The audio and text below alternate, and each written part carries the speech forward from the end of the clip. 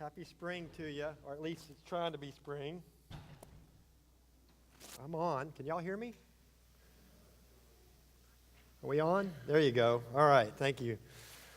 All right. Well, good to see you again this morning. And we want to begin the way we've been doing the last couple of weeks. As most of you regulars know, the search committee has been laboring for a long time.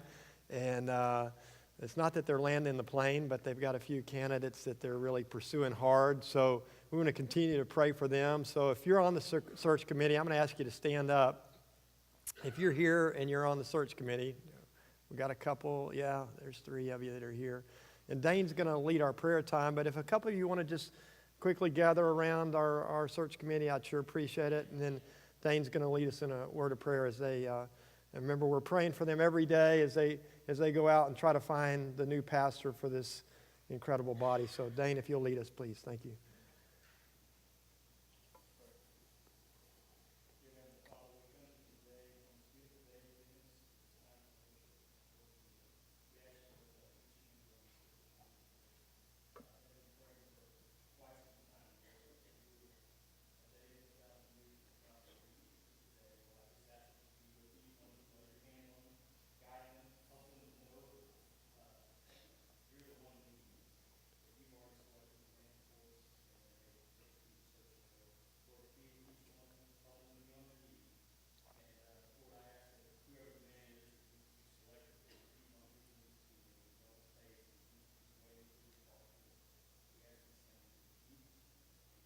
Amen.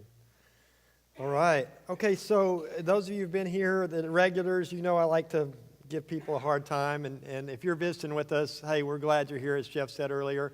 We do have 5 visitors that I got to call attention to. There's 5 young men, and 4 of the 5 are not eligible. So you single ladies, one of them is eligible at the moment. They're the golf team from John Brown, and I'm their interim golf coach right now. So we're going to Mountain Home as soon as the service is over to play in a tournament. So I made them attend and put on their Sunday best. Actually, they're just wearing their golf uniforms, so very good. But we're glad they're here. I've learned a lot about how much a college student can eat. Margot has had all these college students all these years come over for the last 25 years, but they're always girls, and they're teachers, and they eat salad and fufu. These guys eat. They've taught me what that means, so it's been fun. All right, Benedict Arnold, what a fascinating character.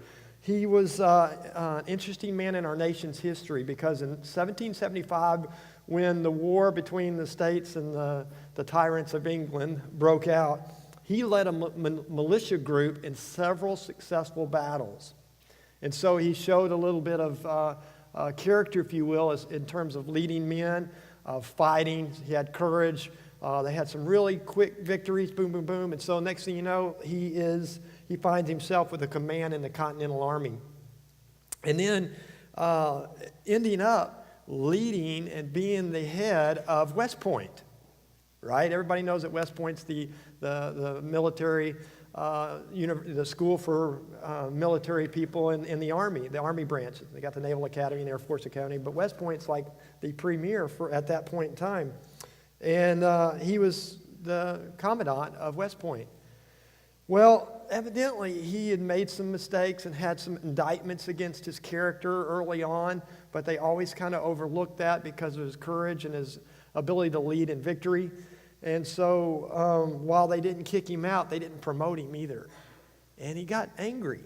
And apparently his wife and he were friends with several British officers. She had a relationship with one in particular.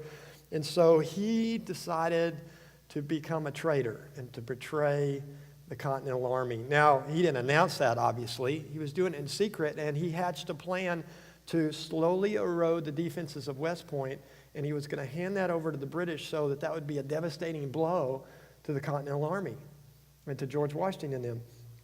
Well, fortunately, his plan was foiled because the courier that was taking his plan to the British was captured and later executed, and it exposed him for the traitor that he was, and he escaped. And within the time from he left as the commandant of West Point, he immediately becomes an officer in the British Army.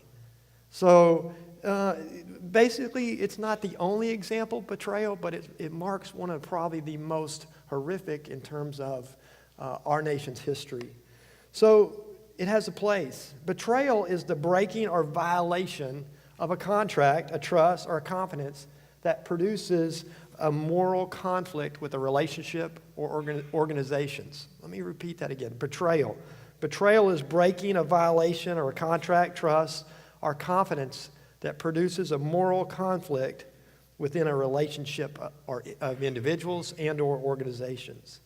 So Benedict Arnold was entrusted to lead and protect a birthing nation's interest. He led and in fact was over one of our greatest military assets. He was paid, he was entrusted, but in the end, his selfishness and willingness to do anything that benefits him, he broke the trust. He betrayed his country. Imagine those who were considered his friends. One day this guy's eating dinner with you. You have him over at your house. He's a neighbor. He's a buddy. The next day he's shooting at you. I mean, right?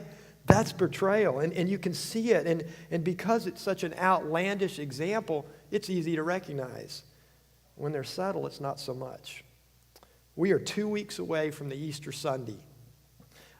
One of the 2 Sundays that has a significant increase in attendance all across America. The USA Today calls them the C&Eers, people that come at Christmas and people that come at Easter. And so our churches will be full. There will be people that marginally think about the Lord or think about Christ or think about going to church once or twice a year, and that's the Sunday. And so all over America, churches today in the last couple of weeks have been talking about and the days leading up to the arrest, crucifixion, and resurrection of Christ. And so I thought it would be interesting to look at 2 stories, 2 people that are very integral into the Easter conversation. My guess is you probably haven't talked much or never heard much about our first character today in the context of Easter, but when you see the role that he played, we probably should have. Let's go to John chapter 12. We're going to read a lot today. John chapter 12. And we're going to be looking at Judas the betrayer. In fact, some of you, your Bible will have a little subheading that says, the betrayal of Jesus, or Judas the betrayer. John chapter 12. If you'll follow along, we're going to read quite a bit here.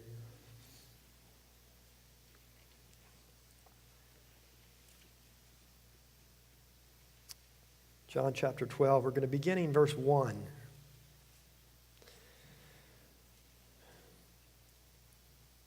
All right, here we go. 6 days before the Passover, Jesus came to Bethany where Lazarus lived, whom Jesus had raised from the dead. Here a dinner was given in Jesus' honor. Martha served, while Lazarus was among those reclining at the table with him. Verse 3, Then Mary took about a pint of pure nard, an expensive perfume. She poured it on Jesus' feet and wiped his feet with her hair. And the house was filled with the fragrance of the perfume. But one of the disciples, Judas Iscariot, who was later to betray him, objected, Why wasn't this perfume sold and the money given to the poor? It was worth a year's wages. He did not say this because he cared about the poor, but because he was a thief. And as keeper of the money bag, he used to help himself to what was put into it. Go to John 13. Verse 1, John 13, verse 1. Before the Passover celebration, Jesus knew that his hour had come to leave this world and return to his Father. He had loved his disciples during his ministry on earth, and now he loved them to the very end. It was time for supper, and the devil had already prompted Judas, son of Simon Iscariot, to betray Jesus. Jesus knew that the Father had given him authority over everything and that he had come from God and would return to God. So he got it from the table, took off his robe, wrapped a towel around his waist, and poured water into a basin.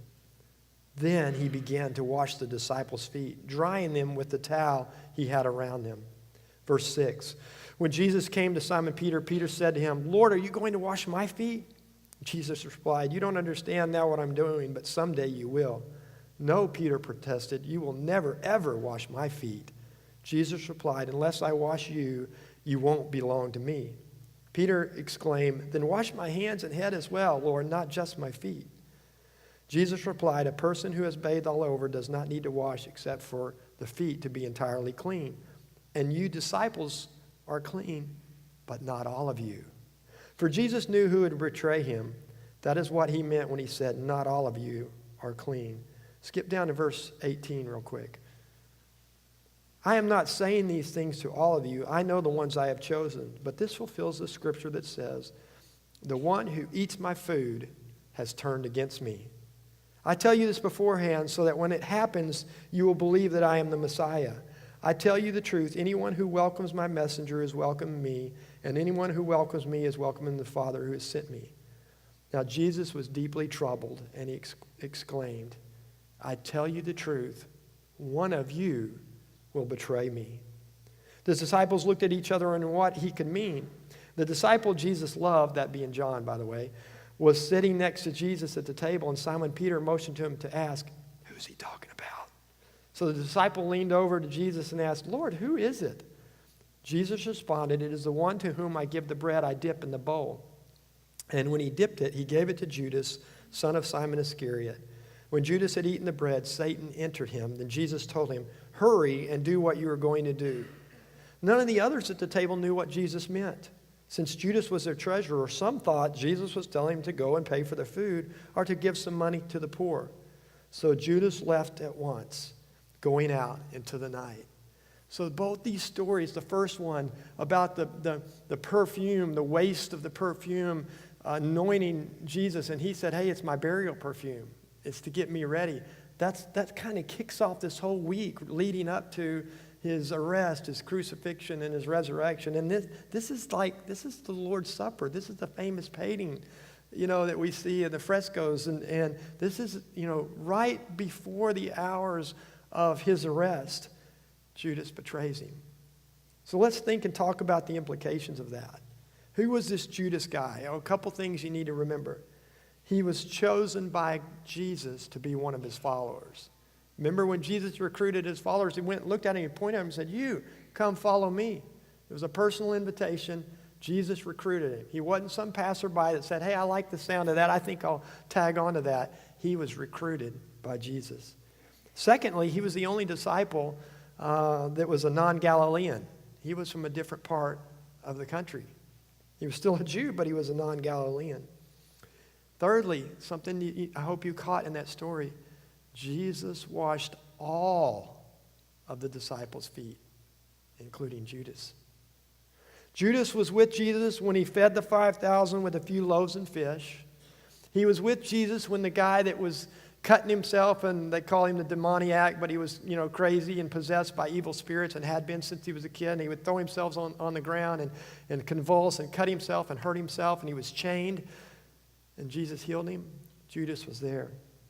Judas was there when, remember, the friends got their friend who had been crippled since birth, and they put him on a mat, and they couldn't get him to Jesus, so they cut a hole in the roof and lowered him down, and he had never walked, and Jesus said, "Hey, take up your mat and get out of here and walk." Judas saw that. Judas was there when they were in the boat and the waves were crazy and all the disciples were afraid and they thought, "Man, we're going to die. This is crazy." And Jesus was sleeping, remember? And when they woke him up, he told the wind and the waves to be still. And it was calm. Judas was there. He saw that. He didn't hear about it. He saw it. He felt it. He was there when the 10 lepers, 10, came up and Jesus healed every single one of them. He was there when they went to get the fig and the tree didn't have any and Jesus cursed it, and the next time they passed it, the tree was dead, withered, gone, because of Jesus' spoken word. He was there when Jairus' daughter was healed and everybody thought she was dead. He was there when Lazarus was raised from the dead, who had been in the tomb. Judas was there. On and on and on. He was there witnessing Jesus do some incredible stuff. First-hand account. He didn't hear about it. He saw it. He experienced it. He ate bread. He drank with Jesus. He walked the countryside side by side with the King of Kings. And he had been called and he followed, he accepted, but he betrayed him. So what led up to that? And how does this example affect us? All right, so let's talk about that. First of all, he let his affections, what he cared about and what he loved, be driven by his love of money. I know some of you are immediately going, uh-oh, the preacher's going to talk about money. Well, first of all, in the interim, so I can do that a little bit more freely, right? But secondly, it's not a stretch. Did you catch the language around Judas? If you miss anything about Judas, you can't miss the fact that he loved money. He loved it so much, he was stealing from it. He was the treasurer that collected the money for them to travel about the countryside and eat, do ministry, do things, and it gives us this clear picture that Judas loved it so much that he'd go, 2 for you, 1 for me. The old first count. He kept the money, and money intended for good, he used for himself. The second thing is we find him griping about the waste of the perfume. And the Bible is very clear. He didn't care about the poor people. He cared about the money because he was thinking of all the things he could do with it. So we get this glimpse, the betrayal that is birthed in this unhealthy affection for money. It makes the world go round, right? You prepare your whole life to make more. And you make more so you can live your whole life. And it's this treadmill.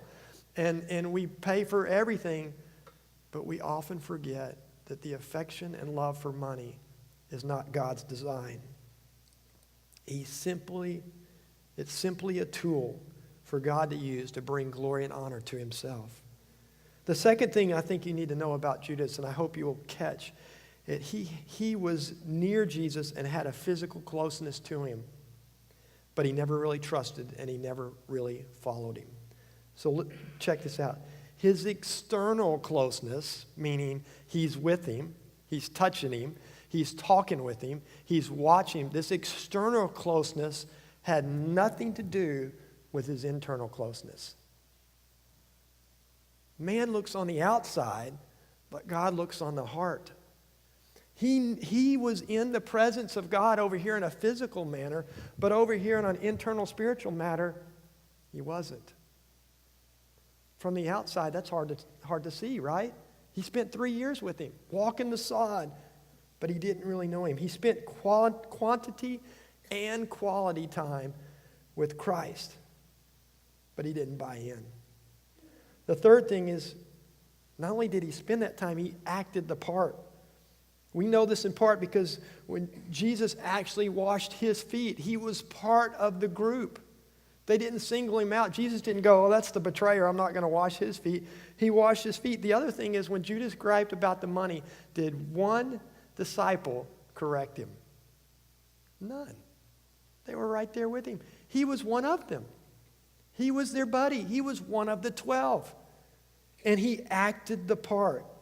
His behavior must have been seen by the masses as being right. He had a perfect religious attendance for 3 years. He didn't miss a show.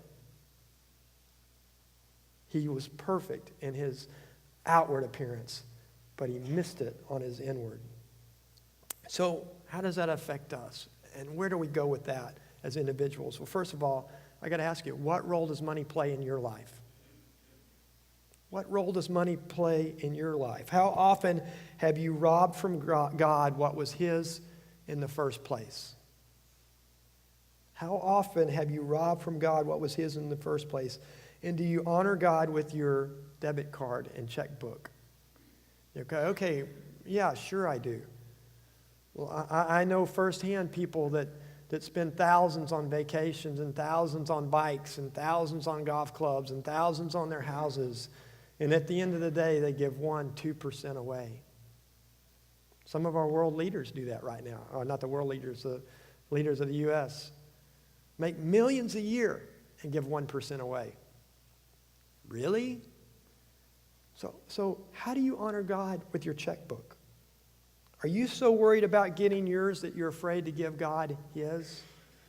Are your affections Would people look at you and say, wow, based on the way you live, I can tell where your affections lie? Or are we like Judas, who forgot that money is a tool to honor God? It's his to begin with.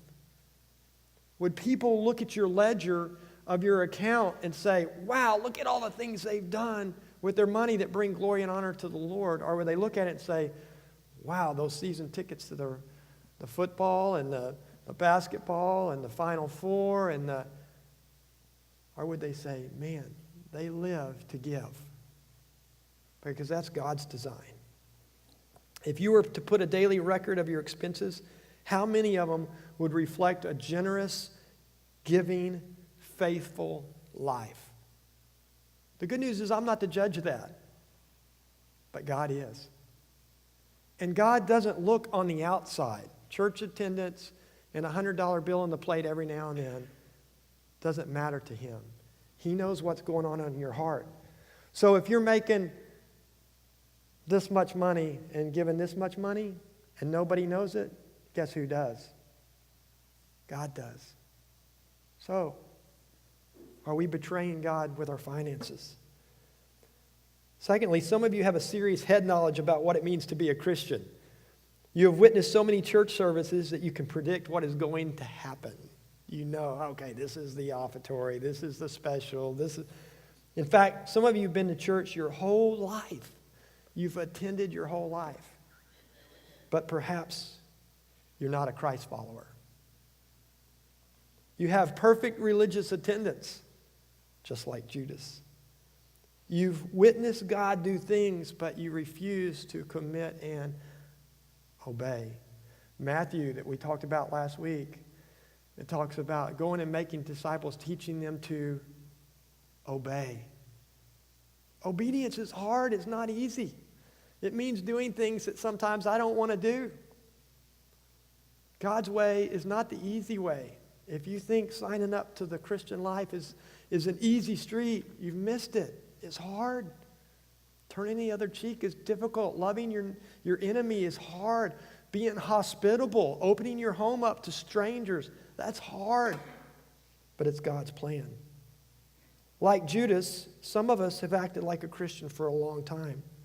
And the way that works is you attend church, you hang with Christians, you know the lingo, but there's a disconnect with your behavior. The behavior Monday through Saturday doesn't jive with the connection that you make on Sunday morning. You know people like that. Perhaps, maybe not here, but perhaps so. There's a disconnect on your behavior, a subtle betrayal. Perhaps you're a disciple, you're a follower, and committed to following him, but find yourself slipping and betraying him in small, subtle ways. Not the Benedict Arnold kind of way or the Judas kind of way, but maybe you spend more time investing in things here that are not important than things that are important. Maybe you spend your time investing in building earthly things and earthly value and not investing in eternal value. You haven't shared with your friends or your family because it would take time and you'd rather watch your CSI, right? Perhaps you've invested more time in things that are not important than things that are. Perhaps you've spent more time loving people, i.e., family and friends, rather than we do loving him. God covets our love. He wants our affections to be drawn to him. He wants the focus of our affection to be strongly devoted to him. And yet some of us spend more time loving people and things than we do him. Some of us worship other things way more than we worship our Heavenly Father.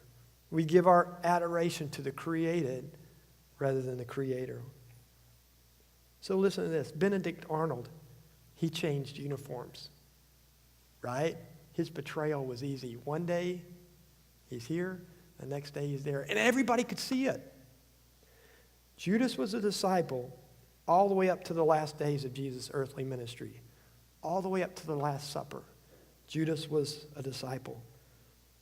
And when he betrayed him, he didn't change uniforms. You couldn't tell it. The outside world didn't necessarily know it, except the priest that gave him the money. But he was the disciple all the way up to the end. And when Jesus sent him out to betray him, did you notice the language? They just thought he was going out to give money to the poor or pay for the food. They didn't get it. There wasn't this huge change. It was subtle. But Jesus knew. He saw his heart. His outward appearance didn't give him away. It's often the same with us. We look right. We talk right. We sound right. Our attendance would say something, but our heart would say something else. But our heart would be different. Benedict Arnold escaped to the other side to fight, but there is no escape from a loving God when we betray him. Judas got his money. He got his 30 pieces of silver, but he didn't get to use it, right? The Bible tells us that he came to the garden and greeted Jesus with a kiss. The one that just betrayed him. What an unfortunate kiss, right? But then he returned his money and hanged himself. Betrayal doesn't work. There's no escape when we betray. We have the choice to love, to know, love, and follow God or not. He wants us to know, love, and serve him, and he expects it. It's described as loving him with all our heart, soul, mind, and strength. So how you doing with that? How you doing with that? This Easter season, as we build to celebrating the death, burial, and resurrection of Jesus, in what ways have you possibly betrayed Christ? In what ways have you let slip your commitment and you've violated the trust that he gave you? For some, maybe it's possible that you've never really known him. You've never really committed to being his disciple, even though you're religious. For some, you're like Judas on the outside. You've got the closeness down pat, but on the inside, there's a huge disconnect and distance between you and the God that loves you. If not here, people you know are in that camp all over the world. In fact, in the Bible Belt of the South, people say they're Christians. You just ask them, yeah, I'm a Christian. No evidence, no fruit, no connection. If that's you today, today's the day you can make it right. Perhaps you are a Christ follower, but you have let slip areas that you should have committed to the Lord. Today's the day to make it right. Perhaps you find yourself sitting here and you're really good at the religious game and terrible at the relationship game because you know deep in your heart you really don't know Christ. Easter's coming, but you don't have to wait. In just a minute, Steve will be down here to greet you. There'll be someone here. This church still does invitations. It still gives people a chance to respond to what God is doing today and all this past week. So what are you going to do with it? When our India team, who spoke so eloquently through video last week, when they would share the gospel and give the invitation, people responded.